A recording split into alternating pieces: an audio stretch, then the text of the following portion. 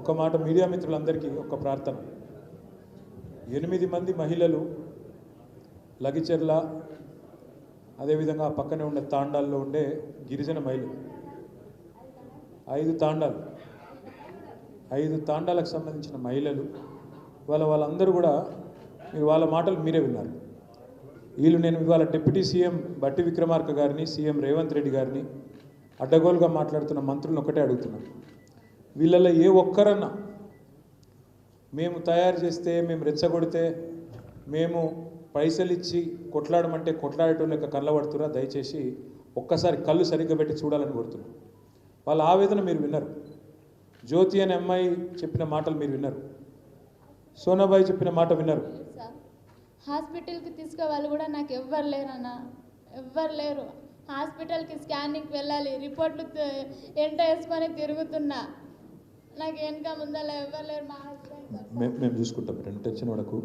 నా ప్రార్థన మీడియాతోని, మరి ప్రభుత్వంలో ఉండే పెద్దలతోని ఇంత స్పష్టంగా, ఇంత డైరెక్ట్గా ఇవాళ చెప్తున్నారు. మాకు కనీసం నోటీస్ ఇవ్వలే, ఎవరు వచ్చి చెప్పలే, అసలు ఫార్మా పార్క్ ఎందుకు పెడుతున్నారో తెలియదు, దానివల్ల మాకు వచ్చేది ఏందో తెలియదు, మా పిల్లలకు లాభం ఏందో తెలియదు. కనీసం ఒక ప్రయత్నం కూడా ప్రభుత్వం 9 నెలల నుంచి లొల్లి పెడుతుంటే వాళ్ళే చెప్పినారు. ఇప్పుడు మీరు విన్నారు, 8-9 నెలల నుంచి లొల్లి పెడుతున్నామని ఒక్క ప్రయత్నం కూడా చేయలే.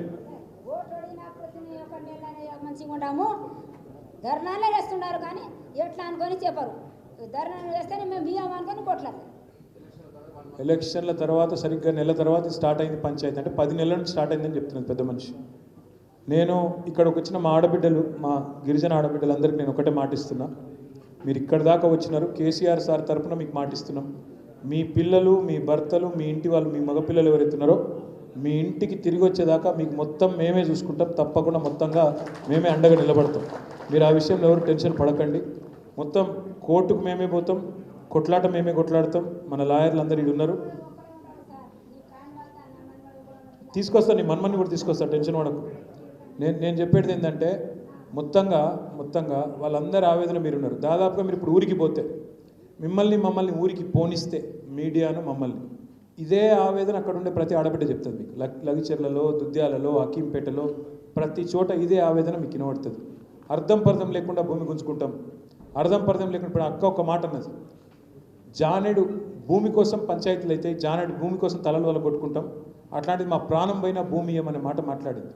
ఎందుకు చెప్తున్నా ఈ మాట అంటే, ఇవాళ ఇంతమంది ఆవేదనను రాజకీయ కుట్రగా చిత్రీకరించి, ఇంతమంది బాధను, ఇంతమంది ఆడబిడ్డల బాధను కేవలం దీనికి రాజకీయ రంగు పులిమి భూములు గుంజుకునే కుట్ర చేస్తున్నది రేవంత్ రెడ్డి ప్రభుత్వం.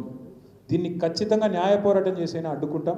ఈ విషయంలో నేను మా ఆడబిడ్డలకు ఇచ్చే మాట ఒకటే, మీకు తప్పకుండా మీ పిల్లల్ని, మీ వాళ్ళని ఇంటికి తీసుకొచ్చేదాకా మీకు అన్ని రకాలుగా అండగా నిలబడతాం. పూర్తి స్థాయిలో మీకు మేము న్యాయం చేసే ప్రయత్నం ప్రభుత్వంతో కొట్లాడి చేస్తాం. రెండవ మాట మీ అందరికీ చెప్పేది ఏమంటే, ఇప్పుడు నీకు జ్యోతి చెప్తున్నది, చేస్తా బిడ్డ తప్పకుండా చేస్తా. అమ్మాయి చెప్తున్నది, అన్న నేను ప్రెగ్నెంటు, చేస్తా. నేను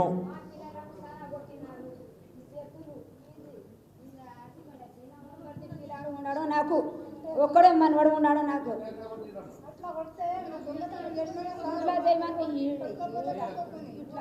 ఇట్లా కొట్టినారంట, ఏడుస్తున్నారు. మాకు ఫోన్ ఉండదన్నమాట, వాళ్ళంతా ఫోన్ ఉండదా, పోలీసులతో ఫోన్ ఉండదు సార్, కోచుకున్నారు అని. మాకు నా కొడుకు మనవాడు, నా కొడుకు బయట దేశం పోయినాడు ఫోటో చేయడానికి. కోడలు బొంబాయిలో ఉండదు, 3 ఆడపిల్లలు ఉండరు. మనవాడు నా కొడుకు బయట దేశం పోయినాడు ఫోటో చేయడానికి. కోడలు బొంబాయిలో ఉండదు, 3 ఆడపిల్లలు ఉండరు. మా మనవాడు ఒకడు ఉండడు. వాళ్ళకు పెట్టుకొని నేను అక్కడ నేను పోతా, బరువు కాడ పిల్లి అక్కడ పోతాడు. మేము సుదిపోతాడా, మంది లెక్క వేసుకుంటాడా, ఏం జాడు సారు, నువ్వు కాలు మొక్తా. అన్నీ మర్చినారు, మీకు మేము మర్చేయలేము. కుంటి నడుస్తున్నాడు సార్, నడవడానికి వస్తలేదు పెద్ద మనిషికు. కొట్టి ఇక్కడ కొట్టినంట, మొత్తం కొట్టుకుంటా అయితే ఇట్లా నడవడానికి వస్తలేదు, నోట్ల మాట వస్తలేదు, అట్లా కొట్టిండ్రు. పోలీసులు కొట్టిండ్రు. ఏమైనా దొంగతనం చేసినామా మేము, ఎవరన్నా చంపేసినామా, దాడి అంటే జరిగింది కరెక్ట్గా ఒప్పుకుంటాము. కానీ ఎవరన్నా నరికేసినామా, ఎవరన్నా చంపినామా, ఏమైనా చేసినామా అంటే ఎట్లా కొడతాడు. జైల్లో తీసుకోపోయినాడు. నీవు న్యాయం అడగనుంటివి, ఎందుకు చేసినావు అంటే అడగనుంటివి. నువ్వు ఎట్లా కొట్టాడు అవసరమా? పేదలు రేపు సస్తే మాకు చూస్తామని ఇలా కాదు 10 ఏళ్ళు రాజకీయం చేసుకుంటా దిగిపోతావు మాకు ఎవరు చూస్తారు చూస్తాడా ఆయన చూస్తాడా మాకు నింపుతాడా ఇప్పుడు సంవత్సరం కాలేదు ఇన్ని దాడులు చేస్తుంటే ఇంకా ఇంకా ఇంకా 4 సంవత్సరాలు ఎట్లా చేస్తాడు మాకు ఇంకెట్లా చేస్తాడు అట్లా చేసాడు ఇది న్యాయం కాదు. వాళ్ళు చెప్తుంది ఏంటంటే మా వాళ్ళను పోలీసులు చిత్రహింసలు పెట్టినారు, 3rd డిగ్రీ టార్చర్ పెట్టినారు, వాళ్ళని పూర్తి స్థాయిలో అరిచేతులు మోకాళ్ళు కాళ్ళల్లో నడవలేని పరిస్థితుల్లో మాట్లాడలేని పరిస్థితుల్లో అంత నీరసంగా తయారైనారని చెప్తున్నారు. నేను మీడియా వేదిక ద్వారా మానవ హక్కుల కమిషన్ కూడా కోరుతున్నా, జాతీయ మానవ హక్కుల కమిషన్, రాష్ట్ర మానవ హక్కుల కమిషన్ కూడా కోరుతున్నా, దయచేసి సుమోటోగా ఈ ఆడబిడ్డలు చెప్పిన వాళ్ళ మాటను మీరు కంప్లైంట్గా తీసుకోండి, వెంటనే విచారణ చేయండి. నేను గౌరవ మహబూబ్నగర్ ఎంపీ గారిని కూడా కోరుతున్నా, డికే అరుణ గారు, మీరు కూడా జాతీయ మానవ హక్కుల కమిషన్కు మాతో పాటు రండి. మీ పార్లమెంటు నియోజకవర్గంలో జరుగుతున్న ఈ దుర్మార్గాన్ని కేంద్ర స్థాయిలో కూడా తప్పకుండా చెప్పండి అని చెప్పి కూడా వారిని కూడా కోరుతున్నాం. అదేవిధంగా ప్రజా సంఘాలు, పౌర హక్కుల సంఘాలు, గిరిజన సంఘాలు, మహిళా సంఘాలు, వారిని కూడా కోరుతూ ఉన్నాం, దయచేసి ఈ దురాఘాతాల మీద రేవంత్ రెడ్డి చేస్తున్న ఈ కిరాతకపు చర్యల మీద స్పందించండి. ఇది రాజకీయ రంగు పులిమి ఇంతమంది గొంతు కోసే ప్రయత్నం ప్రభుత్వం చేస్తున్నది, వాళ్ళ భూములు లాక్కునే ప్రయత్నం చేస్తున్నది. అందరం కలిసి మరి ఈ దుర్మార్గపు ప్రభుత్వాన్ని ఎదుర్కోవాల్సిన బాధ్యత మన మీద ఉంది. ఇప్పుడు ఈ ఆడబిడ్డలతో ప్రత్యేకంగా లోపల మా లీగల్ టీంతో కూర్చోబెడతాం, వాళ్ళకి ఏ రకమైన వివరాలన్నీ తీసుకుని వాళ్ళకి ఏం చేయాలో అన్నీ చేస్తాం.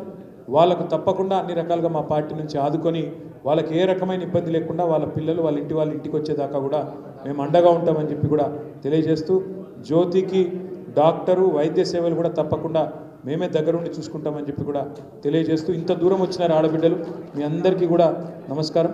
తప్పకుండా మీ అందరికీ మేము అండగా ఉంటామని మళ్ళొక్కసారి తెలియజేస్తూ, మీరు లోపలికి రండి, లోపల కొద్దిసేపు కూర్చొని అక్కడ మీ వివరాలు మా లాయర్లన్నీ తీసుకుంటారు, తర్వాత మీ పిల్లల్ని ఎట్లా కోర్టుకు వెళ్తే వాళ్ళు అవన్నీ కూడా మేము చేస్తామని చెప్పి కూడా తెలియజేస్తాం.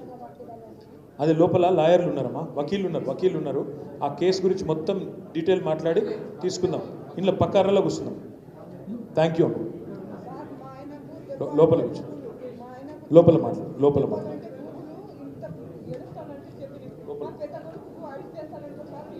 ఏం కాదు నువ్వు రా జ్యోతి, లోపల రా, మీరు రండి, లోపలికి రండి, లోపల కూర్చొని మాట్లాడదాము, ఆ లాయర్లతో కల్పిస్తాం.